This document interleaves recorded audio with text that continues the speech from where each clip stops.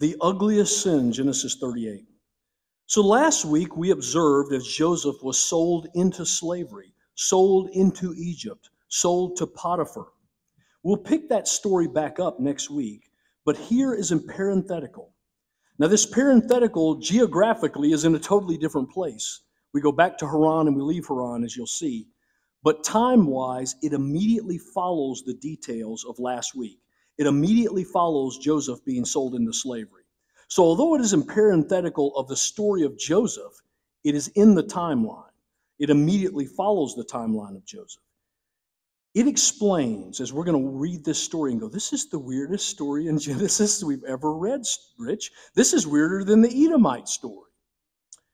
This explains to us why God had to take the fledgling nation of Israel and send them to Egypt for 400 years. This explains how the fledgling nation of Israel could not resist the corrupting forces of the Canaanite people, those wicked people. We read about their heinous sins from Leviticus 18. This explains why God would take that fledgling nation, send them to Egypt for 400 years. Keep in mind, in Egypt, the Egyptians saw them as unclean because they were herdsmen, because they handled cattle, because they handled sheep and goats. So they would have nothing to do with them. So they sent them to Goshen, a beautiful land, and left them alone there. It was there, uncorrupted by the Egyptians, because they would have nothing to do with them, that they grew into a mighty nation that God would lead out with great power 400 years later. But it's here, chapter 38, we see clearly the corrupting forces of the Canaanite people upon Israel, in particular upon Judah, the fourth-born son of Jacob, of Israel, the fourth-born of Leah. And let's be honest, when we say Judah, we're not talking about a non-hitter in the family. We're talking about the tribe that God intends to bring the Messiah through. And we're going to see Jesus through. Thank you. And we're going to see that even he was corrupted by the surrounding nation of the Canaanites and the corrupting influence of that nation. Dr. Andy Woods in his sermon said Genesis 38 and 37 go together. 37 observes what is happening. Joseph was sold into slavery into Egypt. 38 explains why. It explains why and what God is doing. You see, God has already initiated a rescue plan for the nation of Israel. And that rescue plan involves the 11th born son of Jacob. And I say that and make emphasis of it because your pedigree doesn't matter with God. Your education doesn't matter with God. What matters to God is, will we walk with him in the details of our life? God can use that. And it doesn't matter firstborn or 10th born. It doesn't matter doctorate degree or no degree. Those things don't matter. That's what God can use, is someone who will walk with him. And that's what we're going to see picking back up next week with Joseph, a 17-year-old boy who grows into a man who God mightily uses, the 11th born son. Let's be honest, as far as the pecking order goes, that's the last place. He's not the youngest. That guy gets some privilege because he's the youngest. He's the 11th born. He's a nobody. And he would be the nobody that God would preserve the entire nation through. I hope you get the lesson for all of us at that point. And by the way, lest we forget, God had said a long time ago that he was going to do this. We'll go all the way back to Genesis 15. That's a few minutes ago. I don't remember what month we were there, but that's been a number of lessons ago. That was when God entered into an unconditional covenant with Abram. Let's pick up the story. And behold, the word of Yahweh came to him, that's Abram. If you remember, Abram was thinking that Eleazar of Damascus was going to be his heir. And the word came and said, this man shall not be your heir. Your very own son shall be your heir. How many sons did he have? None. And he brought him outside. That's Yahweh brought Abram outside and said, look toward heaven and number the stars if you are able to number them. Then he said to him, so shall your offspring be. Abram has a choice at this point. He can say, God, that is not possible. There's no way I can have offspring that's numbered like the stars of the heaven. I don't have any children. Have you checked my genealogy lately? or by faith, you can accept what God says to be true. Abraham opted for option number 2. Look at what the Bible says. He, Abram, believed Yahweh, and it was counted to him as righteousness. Justification by faith in Genesis 15, we talked about it in Romans. It's always been God's plan. Believe God's testimony, whether as clear or little or as much as you may have. That's justification by faith. And Abraham was declared righteous. We'll continue to advance the story. Dropping down to verse 12. As the sun was going down, a deep sleep fell on Abram. That's because God knocked him out, because he wasn't going to be involved in the giving of the covenant. It was going to be an unconditional covenant given by God, and only God was going to pass through the animal parts. And behold, dread and great darkness fell on Abram. Then Yahweh said to Abram, know for certain that your offspring will be sojourners in a land that is not theirs, and will be servants there, and they will be afflicted for 400 years. But I will bring judgment on that nation that they serve, and afterward they shall come out with great possessions. God wasn't surprised about the corrupting forces of the Canaanite nation. God always knew and always had the plan in place. The rescue plan is being initiated in the timeline right now, but it was always the plan. He wasn't surprised. It didn't catch him off guard. He knew what would happen, and he already was putting in place the plan. Now, we just started, as of last week, looking at the timeline of Joseph. And I want to take today's text and weave it onto the timeline of Joseph so that you understand these things happen together. These things are just not, it's not like VeggieTales where you have a story over here and a story over here and they have nothing to do with each other. These are all happening simultaneously. So as we read, when Joseph was 17, he was sold into slavery, so says Genesis 37. Well, we're going to see today that that is exactly the same time that Judah leaves his family, right after the event of the selling of Joseph into slavery. You'll see that this morning. Equally, as you look at one of the big events we'll see this morning, and that's the marrying of Judah's firstborn to a Canaanite woman named Tamar. Well, Joseph is going to be about 35 years old, if we say 18 years for them to have their first child and marry him off at 18. That means Joseph's going to be about 35 when that happens. It's going to be during the years of plenty, during that 7-year period when he is collecting grain. That's what's happening in Egypt. That's what's going on with God's rescue plan. But back in Judah, it's utter chaos. Back in Judah, Judah himself is putting in jeopardy the promise that God will bring through the line of Judah one who will save the nations. That's the story. The good news is there's no human being alive who can thwart God's plans, who can derail God's plan, because Judah gave it a pretty good shot, and he did not do it. So that's the good news. But that's where we are in the timeline. In our text, we're going to pick right up here. We're going to work our way all the way to here and a little bit further. So that means in the text today, although we're going to read one chapter, you're going to see where one verse, roughly 18 years, passes between verses. So we'll talk about it. So just understand this text takes time to develop. In your notes, I have an outline, a 10-point outline of the text we'll be tackling this morning. I'm not going to read that to you, but you have that if you'd like to refer to that. That sets the stage for where we are, a parenthetical in the life of Joseph. But Joseph is still going while this is happening. We don't put Joseph's life on pause just because we're going to do 20 years over here with Judah. His life is advancing, and we'll talk more about that as we move forward. Any questions about anything before we pick up the story, the parenthetical, and Kristen has a question, the parenthetical, right early starts of Joseph's life, something you need to know. I think I just got lost a little bit. I'll get you back. How do we know that the time span from Judah leaving is such a big gap to when his son marries Tamar? So we're going to see that Judah leaves his family and he marries a Canaanite woman. Now, how many years would it take to have that boy married, the first son? I said 18. So you have a child and you marry him off as early as possible, 18. And so what I did is I took those 18 years and inserted them here because it's at least that. Maybe 17, probably not, maybe 19. So it's an estimate. That's why you have the little caret there that says estimate. But it gives you an idea of what I'm thinking. It hooks it in the timeline. And it says married Tamar during the years of plenty. And then you're going to see that 2 other sons are born. And you're going to see a whole lot of other details as well. I don't want to let the cat out of the bag just yet. Although most of you probably know what the cat is. Anything else? Yes, Nan.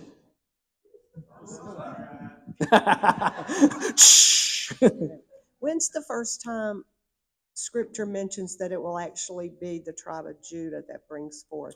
Not until, great question, Nan. Thank you for that. Not until Genesis 48, when Jacob blesses his sons. That's when we learn that the scepter will not depart from Judah. So the question you should have is, Rich, when you're done with the lesson today, you're going to see how wicked and vile Judah acts. And you should be wondering, how is Judah ever going to recover?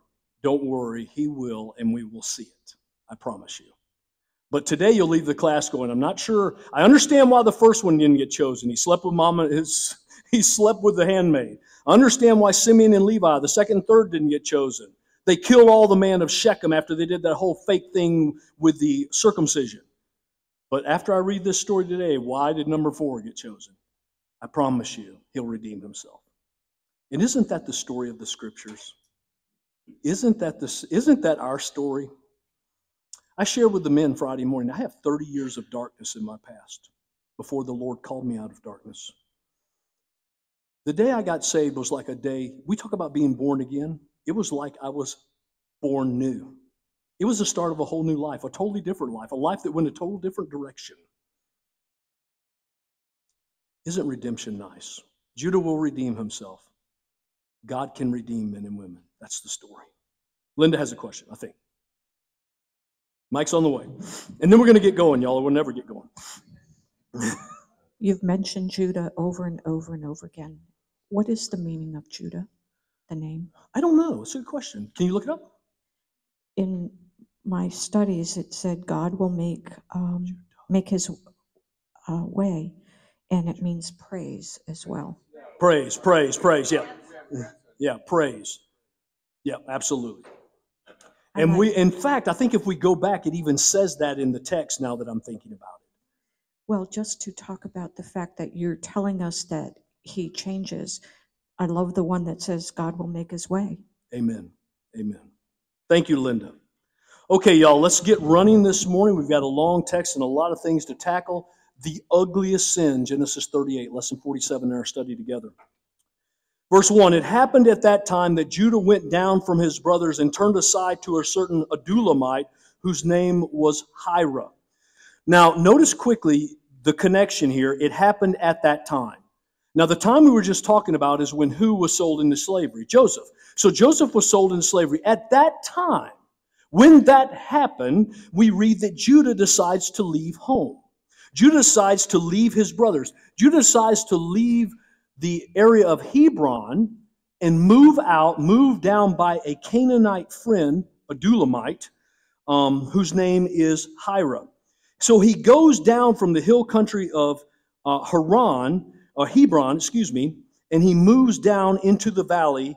He turns aside to this certain Adulamite. Now, we are not told why he does this, and I don't know for sure, but let's remember what's going on. Who had the idea to sell Jacob into slavery? Or sell Joseph into slavery, sorry. Judah had the idea. When all of this played out, yeah, look at Dean. When this played out, when Dad believed that Joseph had been killed by a wild animal, if you remember, he fell apart. He began grieving. He refused to be comforted. Every morning probably started with hearing your father weep for his son he believed was dead. Imagine, put Judah's shoes on now. You're faced with two choices. You can repent, tell your dad what you've done, grab your brothers, try to go get your other brother, try to make this right, do the best you can, but be honest, own up and be a man, and own your sin and confess it. Or you can cover. And if you're opting for covering, you probably cannot handle to hear dad every morning falling apart because of what you've done. I suspect, at least in part, that's why he moved. But we'll notice he befriended this Canaanite, this Adulamite, whose name is Hira. His name actually means a noble family. He is likely a rich Canaanite man. He is likely even possibly politically well-positioned, but he becomes a friend of Judah. He is a Canaanite after all, and Adullam is one of the royal cities of the Canaanites. In fact, here's where it is. So here's Hebron, And about 10 to 12 miles to the slight northwest is Adullam. Very close to home, but let's be honest. I'll blow that up a little bit for you. So we're going from Hebron, which is kind of covered by my red circle, to Adullam. This is the Dead Sea. You can see where Shechem is. We've been through all those cities. That's where we're at. He leaves home. Now, 10 or 12 miles isn't a lot in our day, but they travel by camel or on foot. So 10 miles is far enough to get you away from Dad. And that's what he does. He moves out. He moves to Adullam, this royal city of the Canaanites. We'll see this happen in Joshua. When Joshua comes back in the land, these are the kings of the land whom Joshua and the people of Israel defeated. We can skip the rest. The king of Libnah won, the king of Adullam. The Adullams were Canaanites. They were a cursed people. They were people cursed because of their wickedness. Leviticus 18. Remember, we went through all those heinous sins, sleeping with animals. I mean, it was all kinds of stuff. It was crazy. And he befriends him. So he moves from the hill country of Hebron into what they call the Shephelah. That's the low-lying land just to the, in this case, northwest, out of the hill country of Hebron. And that's where he moves himself to. Now, again, a lot of time is going to pass in this text. I'll point it out when it happens. But we pick up just after Joseph has been sold into slavery. Verse 2. There is Judah. So there Judah saw the daughter of a certain Canaanite whose name was Shua. Now, when you read that, it sounds like her name is Shua. It's actually her dad's name. Her father's name is Shua. He took her and went into her. So he sees this Canaanite woman. She's likely attractive. She's likely desirable. He decides, I'm going to marry this Canaanite woman. I'm going to shack up with this Canaanite woman. I'm going to grab a hold of this Canaanite woman. We've talked about this for a couple of weeks. They're a cursed people, cursed because of their sins. I would remind us what's going to happen after the nation goes into Egyptian captivity for 400 years. When they come out under the guardship of Joshua, I would remind us what's said. When the Lord God, and this I'm quoting from Deuteronomy, when the Lord God brings you into the land that you are entering to take possession of it, and clears away many nations before you, the Hittites, the Girgashites, the Amorites, the Canaanites, there we are, the Adumites are just a tribe of the Canaanites, the Perizzites, the Hivites, the Jebusites, the Karlites, the Mosquitobites. Wait a minute, stop. 7 nations, more numerous and mightier than you. And when Yahweh, your Elohim, gives them over to you and you defeat them, then you must devote them to complete destruction. You shall not make a covenant with them, nor show mercy to them. You shall not intermarry with them. Why, God? Giving your daughters to their sons or taking their daughters to your sons, for they would turn away your sons from following me to serve other gods. Then the anger of the Lord would be kindled against you, and he would destroy you quickly. We've talked about this. The reason the Bible tells us not to be unequally yoked with unbelievers as a believer is because typically what happens is the unbeliever drags us down. We don't drag, typically, the unbeliever up. Now, that is not always true. God is a gracious, kind, and merciful God. Let's be honest, some people were married as 2 lost people, got saved together and went up. But typically, the lost person drags down the saved person morally. And that's why God tells us not to do that. That's why he told the nation of Israel not to do it. But you can see what Judah did.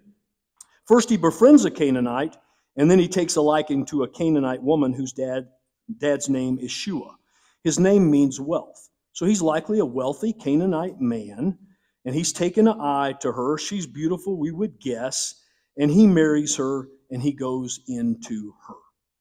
Fair enough. Let's be honest, though. Judah is putting in jeopardy the promises that God is making, the promises that God plans. First, he's separating himself from Israel. As a believer, the worst thing you can do is separate yourself from other believers. That's when you're going to stumble. That's when you're going to sin. That's when you're going to make mistakes. He is separating himself from his brothers. Number 2, he's marrying a Canaanite in spite of all that we've said about the nation. And then thirdly, he's going to have multiple children with that woman. And it's going to get worse from there. Worse, much worse. The good news is, and although Judah is putting in danger what God is doing, no one can destroy or derail what God is doing. But Judah's giving it a good run. Verse 3.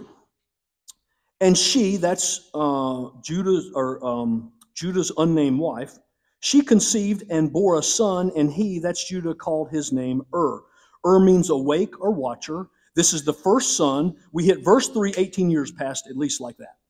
Right? We just got him married, and all of a sudden the first son is born. You just watched 18 years evaporate in the timeline. Just wanted you to see it. Firstborn son he's called bears a son. She conceives again and bears a son and calls his name Onan. So this is the second one. And by the way, I messed that up. The 18 years are not going to evaporate yet. Forgive me, I got ahead of my skis. That's going to evaporate here in a second. So rewind what I said and delete it from your memory bank. It's going to evaporate here in a second. She conceives again and bears a son and calls his name Onan.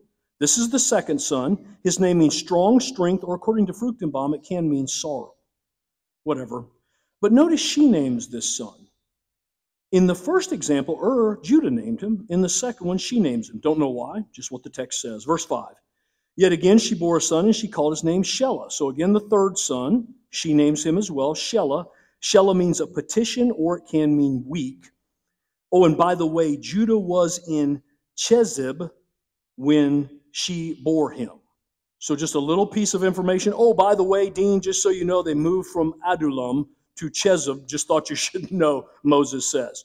So what does that mean? Well, it means a very small move from Adullam to Chezib. Just another town over. Still a Canaanite town. Why they moved, we don't know. But we see the three sons that are born to Judah and to his unnamed Canaanite wife. We could recite them, Onan, and Shelah. There they are. 1, 2, 3. They're ready to go. And that's where we are on the map. Verse 6. Here's where it jumps. And Judah took a wife for his firstborn. Wait a minute, we just got him birth a moment ago. Here's the 18 years. He's at least, around 18, we would think. And is looking for a wife for his firstborn son, and he finds this Canaanite woman named Tamar. He married a Canaanite. He's going to marry his son off to a Canaanite. Now here's what we're not told. What was life like in the home of Judah with this Canaanite woman? What was it like to raise your 3 boys by this Canaanite woman? We don't know. We have no idea. We do know, based on their behavior, it must not have been very good. The instructions she provided must have been counterproductive to the glory of God. We'll never know, but Judah takes a wife for his firstborn, Tamar. So the story's continuing to advance, just to get it back on the timeline so you see it. That's where I put in the 18 years. So we were up here, we had a son, and we're down here with the eldest being married. By the way, Tamar's name means palm tree, and as I told you, she is a Canaanite woman. Don't lose sight of what is happening as you look at this. We're watching Judah, and he's going to start sinking into sin, collapsing into chaos. Meanwhile, Joseph is the second in command in Egypt. Meanwhile, at 35 years old, he left the prison at 30. He is already the second in command in Egypt. He is already gathering the grain. He is already in charge when this is going on. So we're watching this story, which looks like chaos. Over here is the mighty hand of God working out in open display. We'll pick that story up next week. We're back over here on this story with Judah. This story of collapse into sin. Verse 7. But Judah's firstborn, who just got married to Tamar, by the way, was wicked in the sight of the Lord. And Yahweh killed him. Wow, did it get quiet. Okay, we don't know what he did that was wicked. We don't know how many things he did that were wicked. We do know this, though. He was so wicked that Yahweh opted to step in and end his life. I can't say much about the Canaanite woman, but I can say if his adulthood is any reflection of her as a mother, that's what it says. We don't know how Yahweh killed him. We don't know the circumstances or situation around it. All we know is that he did it. Now, when we read something like this, it really grabs our attention, doesn't it? It's like this wake-up call, but I would remind all of us, the wages of sin is death.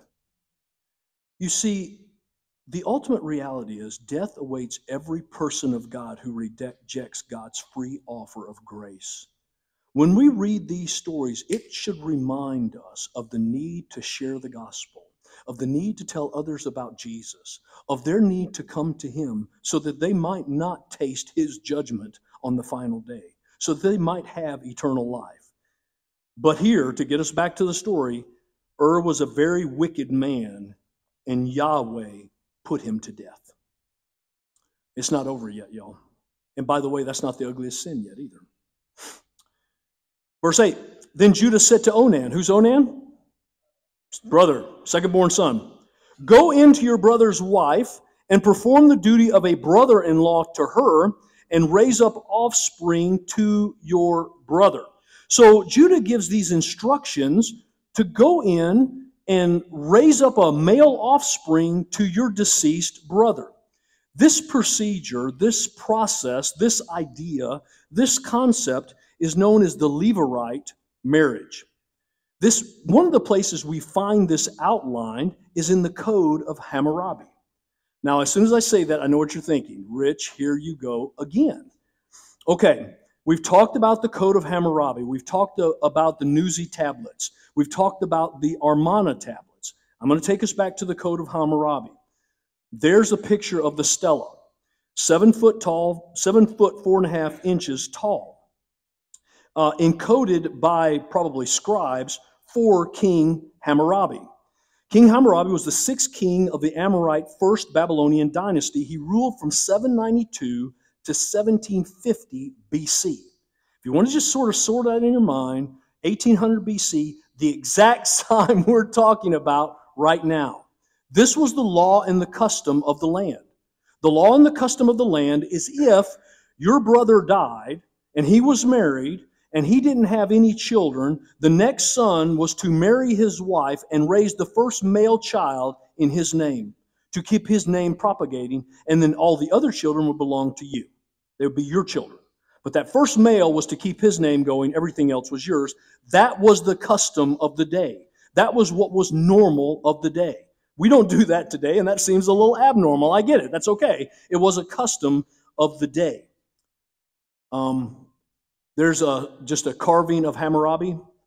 Here is a picture of his kingdom when he came in and ultimately when he died in 1792. A rapid expansion under his hand, a mighty king, and he is the one who is given the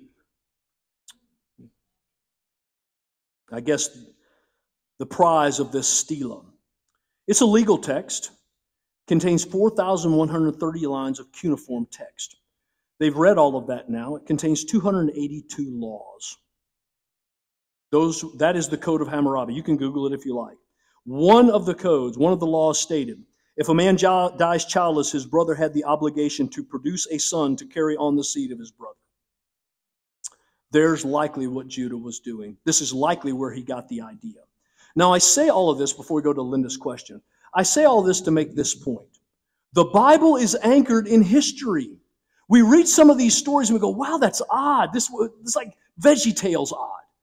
No. This is like legit history that was going on in that day at that time. It was quite normal. Linda has a question, then I have another thing to say. Oh, it's a comment. Linda has a comment, and then I have another thing to say.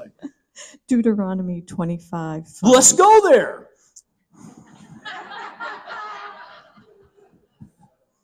Thank you, sister. $5 for the shameless lead. This would become codified for the nation of Israel hundreds of years from this point. It would be clarified and explained to the nation of Israel. They would develop the Levirate code as well and clarify it. Let's read it. If brothers dwell together and one of them dies and has no son, the wife of the dead man shall not be married, this is the wife of the dead man, outside the family to a stranger. Her husband's brother shall go into her, take her as his wife, perform the duty of a husband's brother to her, and the first son whom she bears shall succeed the name of his dead brother, that his name may not be blotted out of Israel.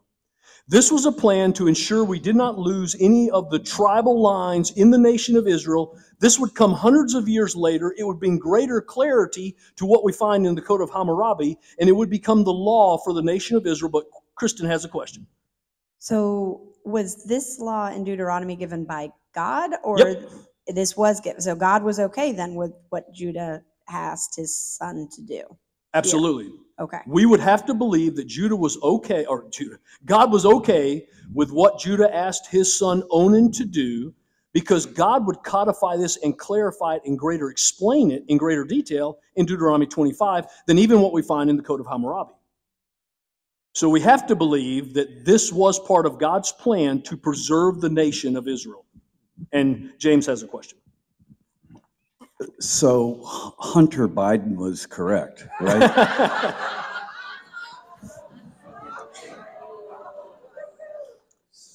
I am not going to take the bait.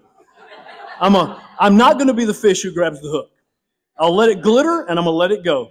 Pris, I will not take the hook.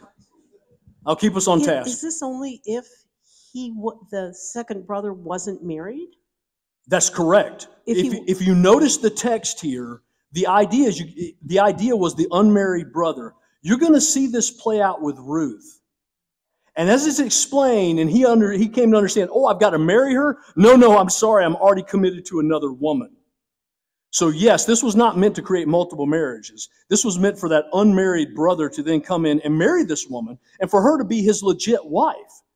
But the boy that was born, before we go to the back, the first boy that was born was to belong and carry on the deceased boy's name. Yes? Isn't Trish? it in the New Testament when the leaders of the Pharisees came before Jews and actually asked them this question? If a woman marries, keeps marrying the brother, they keep dying, to whom is she actually married when they all go up to heaven? And that's when Jesus said, there's no marriage in heaven. And so, Trish, you're exactly right, but it was the Sadducees that said it, because the Sadducees did not believe in resurrection. So the Sadducees said in their own mind, oh, we've got a little trick question for Jesus. There's 7 brothers, and each of them has this woman, but none of them have children. Whose Jesus will she be in the resurrection? They didn't believe in the resurrection. This was a trap for Jesus. They thought they'd made the perfect question. They thought they were so clever. And Jesus said, you err. For you do not know the scriptures or the power of God. In the resurrection, they neither marry nor are given in marriage, but they're like the angels of heaven. He said, you're fools. You're trying to trap me with something you do not even understand. God is not the God of the dead, but the God of the living. And in the resurrection, they're not marrying one another. They're all glorifying me. But someone in the back has a question. Or maybe not.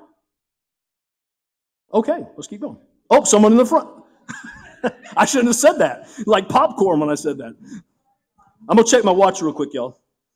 So is this section here that you're showing us kind of the reason that Christians believe that the purpose of marriage is to have children? It's important for married couples to have children?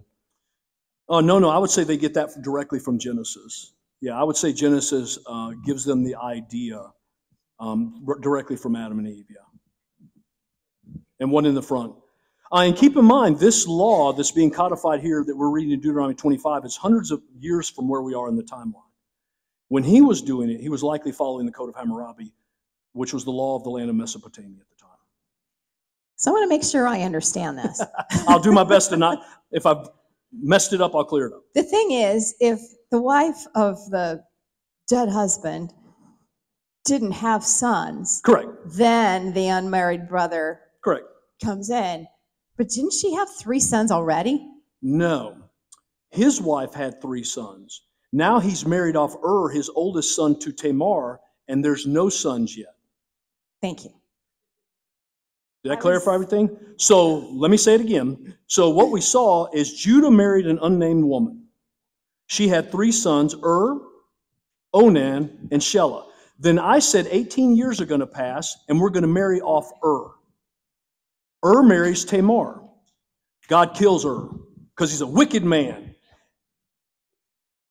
God kills No, God kills a man whose name is spelled E-R. What a trap. Anything else, Kitty? And of course, we're all to assume that every woman this happens to is really happy with this relationship. But imagine, so Kitty, let's grab your point, and I don't want to run too many rabbits, but in that culture, to be a woman who was married and your husband dies, you were in trouble. No one's going to help you. You've lost your virginity already. You were previously married. This was a condition that would set the stage for you to still be remarried and to have a male child to carry on the name of the man you married in the first place. And then any other children would be carrying on that second husband's name. We can understand why God made this a law in Deuteronomy 25. This really protected the nation. This was a great law, in Rich's humble opinion. But let's get back to the text, or we'll never get out of here. And by the way, I'm allowed to keep you till it finishes. Okay, I'm just kidding. Verse 10. So we see that Onan is, verse 9, I'll get us back to verse 9, but Onan knew that the offspring would not be his. So he has now taken Tamar, but he knows that the first son is not going to be his. So whenever he went into his brother's wife, he would waste his semen on the ground so as not to give offspring to his brother. Who says the Bible's boring? But evil begets evil. Again, we wonder what it was like to be raised by this Canaanite woman. Here is a brother who has no problem using Tamar to have sex with. He has no problem marrying her and consummating the marriage and going into her over and over and over again, but he has no intention of getting her pregnant to carry on the lineage of his brother. How do you think God thought about that? Sexual gratification? I'm good with that. To allow my brother to have a son from me? I don't think so. And he wastes his semen on the ground. That's what we're told. That's the second son. That's Onan. Verse 10. Look at Dean. Uh-oh. And what he did was wicked in the sight of Yahweh, and Yahweh put him to death also. Sorry. And everyone should say, uh-oh. 3 sons, the line of Judah, 3 sons, 2 down, 1 to go. His name is Shelah. I don't think I need to say anything other than God was not impressed with this wicked son's behavior, as he's using this woman as a sex device, but not fulfilling his obligation to raise children to his deceased brother. We're not told why, but it's very disgusting and horrific. And it's not even the ugliest sin yet. Verse 11. Make sure I'm up to speed here. Then Judah said to Tamar, his daughter-in-law, remain a widow in your father's house till Shelah my son grows up. Pause, don't read another word. So he goes into Tamar and he goes, well, Shelah's not quite ready to be married yet. But don't worry, you go back home and live with your dad, and I'll send you a text when he's ready to go. I'll shoot you an email, and you'll come on over and you can marry my 3rd son as well. Now let's read what Moses has to say is really going on. For he, that's Judah, feared that he, that's Shelah, would die like his brothers. So Tamar went and remained in her father's house. So Judah is purposefully lying to this girl. He is telling her something he does not intend to do. He is telling her to go back and live with your dad, live as a widow, stay there, be a widow, carry that on, and I'll come get you when Shelah's old enough. And the code is never. Because he's worried that Tamar's a black widow and his 3rd son's going to wind up dead. And rather than being honest with her, or rather than being honest that maybe it was his wicked sons that were the problem, he lies to her and is about to set in motion some things that are amazing. Any questions before we advance the story? So there's where we are now. 2 sons down, 1 left, delaying marrying her off. Tamar's back home with mom and dad, living with them as a widow, but don't worry, we'll bring her back soon. Code for never. Verse 12.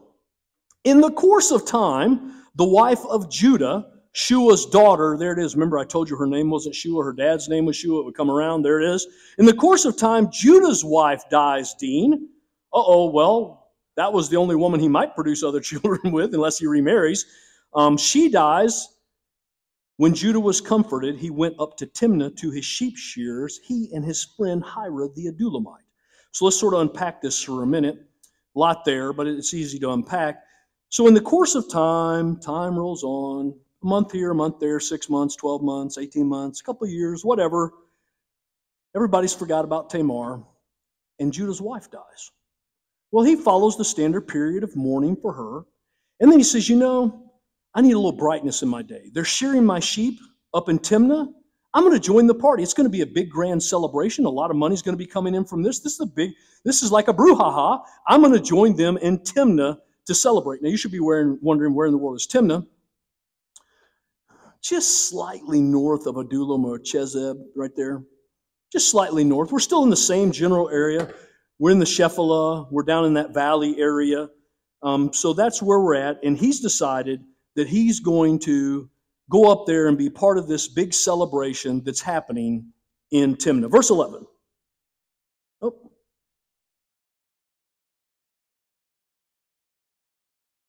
I'm sorry, verse 12. Let me get us to 12. I look backwards in my notes. Verse 12. In the course of time, she dies. He goes off and he brings with him Hira the Adullamite. So he brings his Canaanite friends. So they've been friends for many years now. And he's involved in the little get-together as well. Verse 13.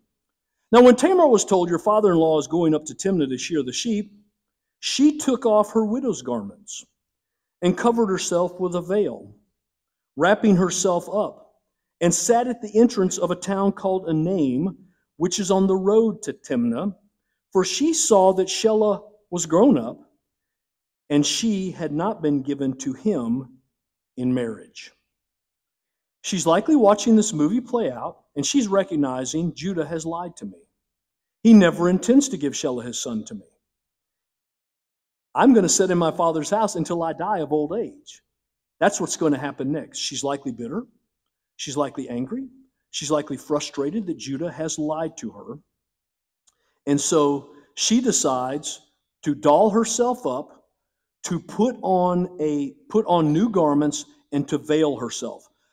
Dr. Arnold Fruchtenbaum tells us that she's dressing herself as a cult prostitute. What they did is, if you remember, we've talked about how on the wedding night during this time the ladies would veil themselves. That explains how Leah was able to get by Jacob. She was veiled that evening, and in the candlelight of the tent, he didn't recognize that it was the wrong woman. And this was the idea. Oh, look, it's a veiled woman, and I can go, and it's just like the wedding night with her. And then I'm all done, and I walk away. This was a practice they did. And so here she is, dolled up like a cult prostitute in Enaim. And I don't know if you saw it on the map, but it's a town that's on the way.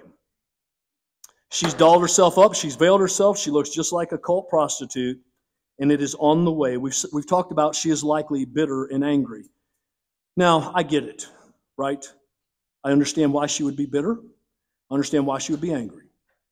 I would just remind us as believers, because we have to inject ourselves sometimes into the flow and talk about things. I would remind us that we are to strive for peace with everyone and for holiness, without which no one will see the Lord. And we're to see through it that no one fails to obtain the grace of God, and that no root of bitterness springs up and causes trouble and defiles those around us. You see, we're to be kind to one another, tender-hearted, and we're to forgive one another because God in Christ has forgiven us. So I have to remind us that when we find ourselves in these unfair, unjust, wrong situations, we are to forgive. And that can be hard, but we're to reflect on the way that God has forgiven us. You see, once I reflect on who I was when God forgave me, it gets very easy to forgive other people. But here she is. She's upset. We get it. She dolls herself up. She puts herself on the road to Timnah, and she looks like a cult prostitute. Verse 15. When Judah saw her, he thought she was a prostitute. Hey, it worked. She looks exactly like what she's trying to look like, for she had covered her face, Moses tells us. He, that's Judah, turned to her on the roadside and said, "Let me come into you." Here is Judah, a Hebrew, an Israelite, and he is soliciting a woman he believes is a prostitute to have sex. I want you to see for a moment the corrupting forces of the Canaanite nation upon this man. He is soliciting this woman to have sex with him, and he says to her, he initiates the conversation. He goes over to her. She's just sitting there. She set a trap, I agree, but he's the one who springs the trap. He's the one who goes to her. He's the one who says to her, "Let me come to you." You get it, right? Let me come into you. Let's be honest, this is probably not a good idea for God. God would not condone this behavior that Judah is executing. And by the way, let's read the rest of it. For he did not know that she was his daughter-in-law.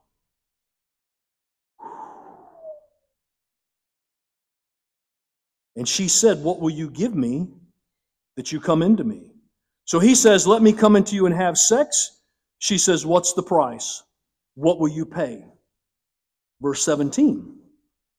He answered, "I will send you a young goat from the flock." Now, when I read that, I thought, I'm not sure that would work today. But apparently that was good wages at the time, to a young goat. But that goat would have to be sent. It's not like he's dragging that goat with him. It's not like he has the goat. So the payment seems reasonable, but he doesn't have the payment. That's like, going into a hooker today and saying, "Yeah, I'll give you $500. I'll email it. I'll send it to you next week." Yeah, that's right. I'll cash app you when I get home. And she said, "Okay, I'll do it if you give me a pledge until you send it." So she said, "Okay, a goat is good enough that you intend to send me, Janine, later. I'll do it. But there needs to be a pledge now. There needs to be something in my hand now. You need to give me something right now." We get it. Why would you trust him? Once he's had what he wants, he's gone. Verse 18.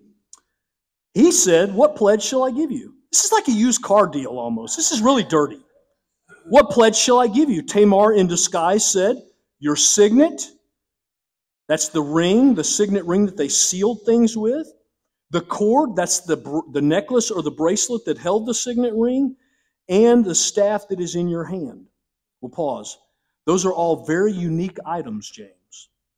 Those are items that were unique to Judah. She said, "Give me the signet ring that no one else has one like yours. Give me the cord, either that you wear around your neck or your wrist, that carries your signet ring, that no one else has this like yours. And give me that special walking staff you have that no one else has is like yours. I'll take those in pledge." Back half of verse 18. So he gave them to her and went into her, and she conceived by him. Now Moses gets well ahead of his skis here. He makes it all sound like it happened at once. Of course, it took time to realize she was pregnant, but you get the point. He immediately says, "Okay, here's my ring, here's the cord, here's the staff." He has sex with this woman. Oh, and by the way, she gets pregnant. No big surprise there. Sin has consequences. You can choose your sin, but you cannot choose your consequences. He has just gotten his daughter-in-law pregnant. Wow. If we would know the consequences in advance, I would argue we would avoid many sins. How about we just accept there are big consequences sometimes, and Lord help me stay out of these sins. But you see what's going on. Judah is infected with the corruption of the Canaanite people. Meanwhile, we're told to flee from sexual immorality. We're told to run from sexual immorality. We're told when we see it happening to get out. and he like a calf to the slaughter. Isn't it amazing what you'll give up for a moment of gratification as he peeled off his signet ring, as he peeled off the cord, and as he gave the staff and said, let's go. Isn't it sad? That's where Judah is. Rather than fleeing, he's running headlong, and this sin will come with consequences. Was there a question? Gretchen has a question. How am I doing on time? Okay, great. How soon after the husband died, second husband, I guess Onan, did she now conceive so it could look like it was Onan's possibly? I don't know the time frame. So keep in mind, my best guess, if you just wanted me to pick a number, as I say, I'm guessing 2 years have passed. Oh, so it could not be his. So doesn't she look like a Well, no, woman he's who's- old enough, but Onan has been held back. I'm saying, who is she saying the father's going to be? Is Wait, she- just wait. Okay. Yeah, I don't even want to tell you. I don't want to tell you. I don't. Sheila, though. Onan's dead, but Sheila. And Sheila's old. They did not. And Sheila did not go into her because Judah didn't give Sheila. Because Judah's like, I'm not giving Sheila because she is a black widow. But you're going to see what happens. Don't worry, it's going to unfold. Verse 19, so she arises.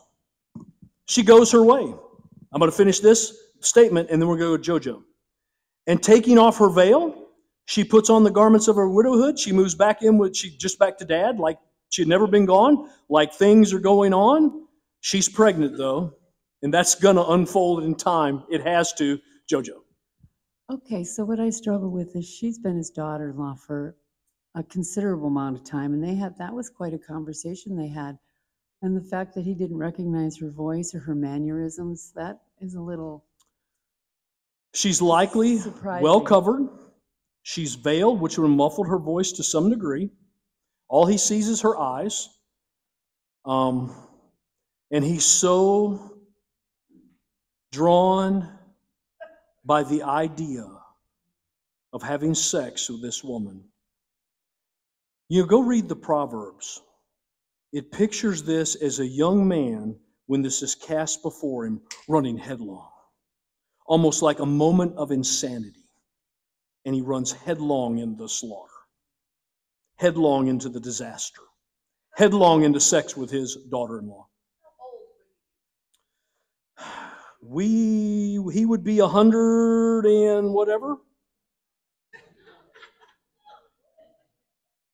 She would have been a catch for him.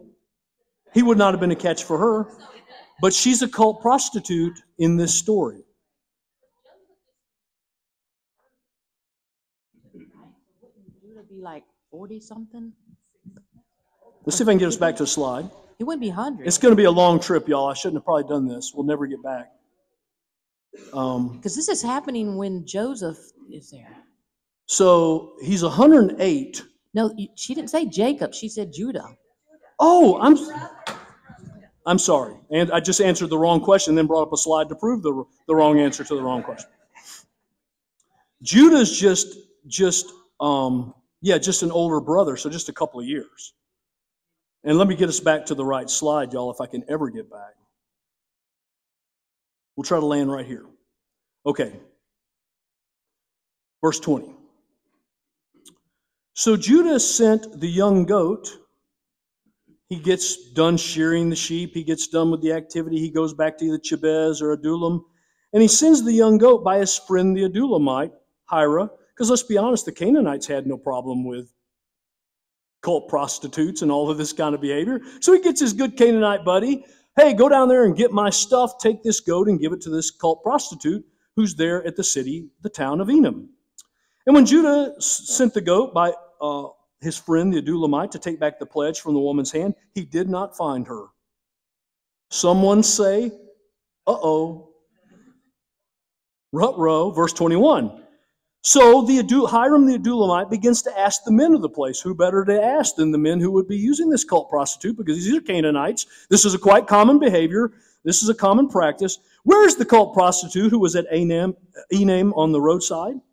And they said, no cult prostitute has been here. And Hira said, Uh-oh. Can't find her. I've got the goat. I want to get Judah's stuff back.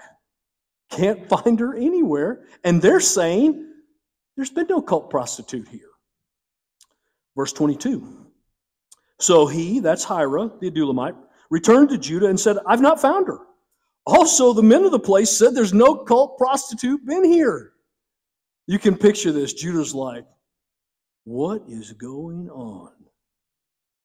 Verse 23. Judah replied, let her keep the things as her own, or we will be laughed at. If we keep going, James, and asking questions, they're going to start mocking me. They're going to start making fun of me. Oh, I'm behind? No, I'm at verse 23.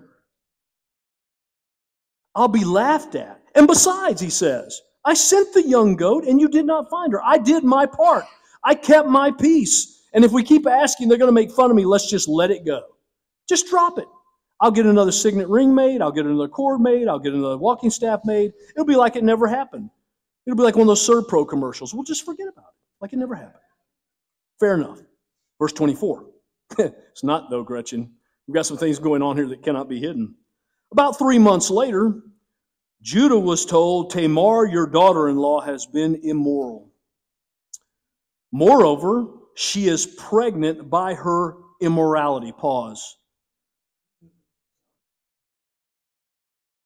Remember, sin has consequences. He gets word that Tamar, who's in her father's house, waiting for him to give Shelah, she's been immoral, that wicked woman. And she's had sex with someone and she's gotten pregnant by him. What will he say? Well, of course, he'll reflect on the fact that he just 3 months ago hired a prostitute. He'll reflect on his own wickedness and he'll show her grace and mercy. He'll be kind to her because he is guilty of a worse sin. The back half of verse 24. And Judah said, bring her out and let her be burned. Burn her alive. Fry her at the stake. That horrible, wicked, immoral woman. We will show the nation that we tolerate no such sin as this. Here is the ugliest sin. Have you ever seen this before? Where someone will denounce, run down, attack someone guilty of a sin that they are doing themselves. That is the ugliest sin. Have you ever seen that? And as you're thinking about that, have you ever been the person that did that? Here's my prayer. We're never that person. We always remember who we were when God found us. We always remember the darkness that existed in our heart. And we're not so quick to judge others, but rather to extend grace and mercy. He was ready to let the hammer fall. And he's the one who hired her. And he was ready to squash her like a bug, to burn her at the stake. And he was guilty of the same sin and worse. Verse 25. As she was being brought out, she sent word to her father-in-law, by the man to whom these belong, I am pregnant. You can picture the servant bringing them over to Judah. And she said, please identify whose these are. The signet ring, the cord, and the staff. Who can say it?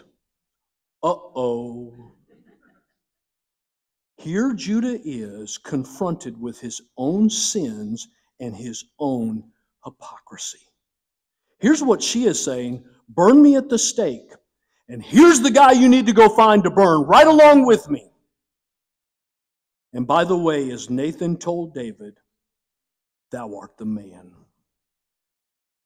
That's what she had just told Judah. You can join me in the fire. I am indeed guilty. So are you.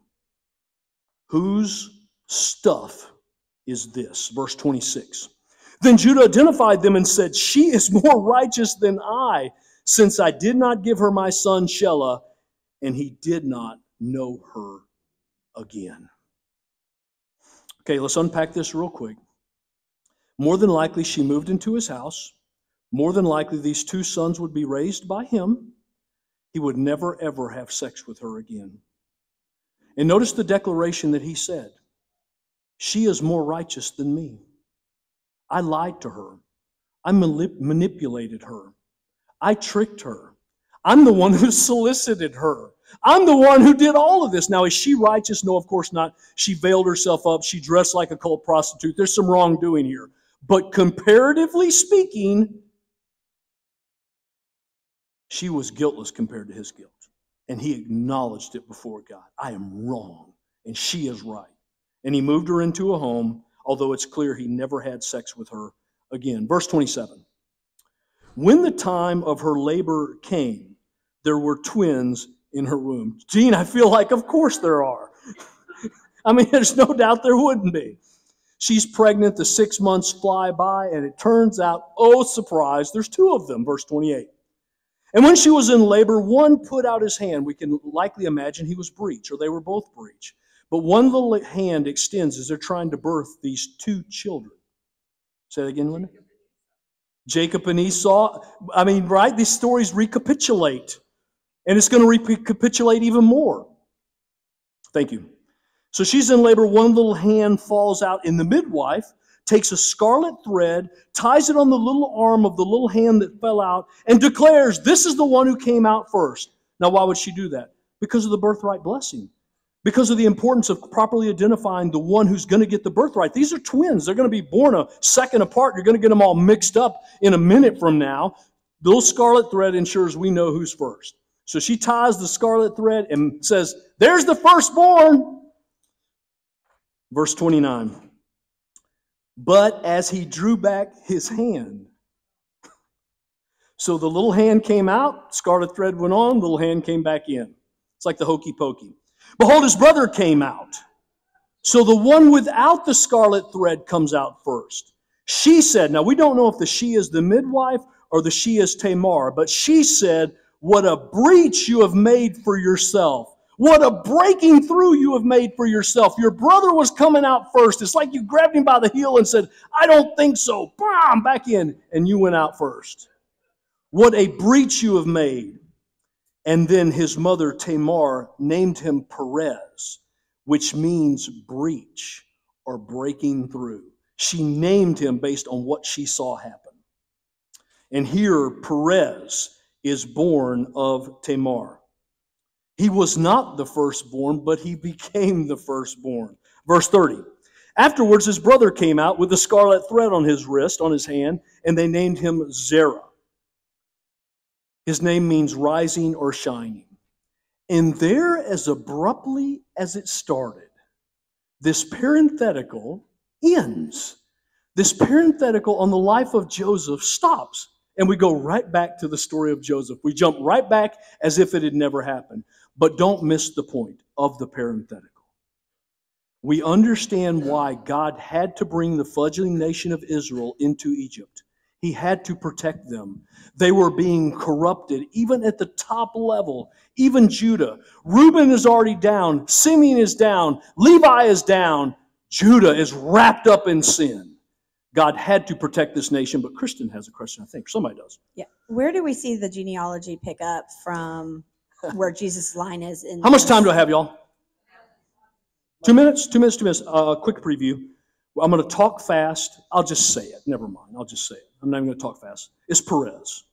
Right, but where do we see the closing of the gap? Because we're going to be in Exodus so long with Moses. Like, where are Perez's generations listed that lead to Jesus? Oh, we'll actually see Perez's lineage begin to form in Numbers 20.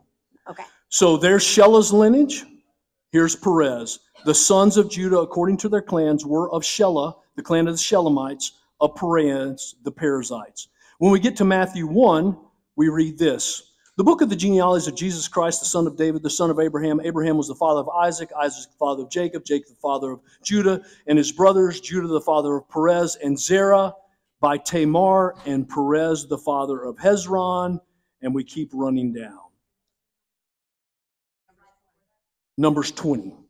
This is Matthew 1. If we go over to Luke 3, oh, there's a nice looking picture. If we go over to Luke 3, I'll shrink this down just to get you to the point. Jesus, when he began his ministry, was about 30 years of age, being the son, as it was supposed, of Joseph. Read through all that. The son of Perez, the son of Judah. You see, it would be through Perez, if you're wondering, not Shelah, the remaining son, and equally not the last-born son, not Zerah, but Perez, that the Messiah would come through, the one who broke through. So, Rich, are you saying God can work in spite of man's sin to bring his will to pass? Amen. That is one of the big lessons, isn't it? Our sin and our sinfulness cannot derail the plan of God. God had a plan, and he's going to bring it to pass. He will derail our plans. And we're going to end with this because we're out of time. Gretchen, you get the final statement, question, or observation. Just from your teachings, I'm realizing many times when things happen, we think they're accidental, but they're not. So you have Jacob who tricks Esau into giving him his birthright, and then you have this baby supposedly coming out second, coming out first. So is this a bad thing, or is it just a zeal that they want to have a blessing? I mean, are they considered wicked and evil for the trickery, or are they considered wanting to be, I don't know, in some kind of historical birthright? I'll grab it and make a point out of it. So I'll say this as we think about, well, what does this teach? Let's grab Joseph. Joseph is the 11th born son. Now, in the pecking order, 1 to 12, who's last? 11, because 12 is the youngest. He's never last. He'll be elevated somewhere in the pecking order. But the 11th is the most insignificant son. It is the 11th son whom God would use to protect the nation of Israel. It is the 11th son, the most insignificant son in literal order that God would use. And here's my point. God's not worried about your pedigree. He's not worried about your past. He's not worried about your education. He's not worried about how many degrees you've achieved or acquired. What he's looking for is a man or a woman who will walk with him in the details of their life. That's what he can use. That's something he can use to glorify himself. That's something he can use in spite of your past, in spite of your lack of a pedigree, in spite of whatever you don't have that you feel like you need to have. Joseph would be elevated to the man who would save the nation. And I would argue if you will walk with God, you may be amazed at what God has planned, even in the back stages of our life. Most of us are over 40. Some of us well over. And yet God can use us for his glory if we'll walk with him. We're out of time. I have to pray. Father, it was a weird chapter, but not really. We get the lessons. We see the lessons. We get the lessons about sin. Father, be with us as we go.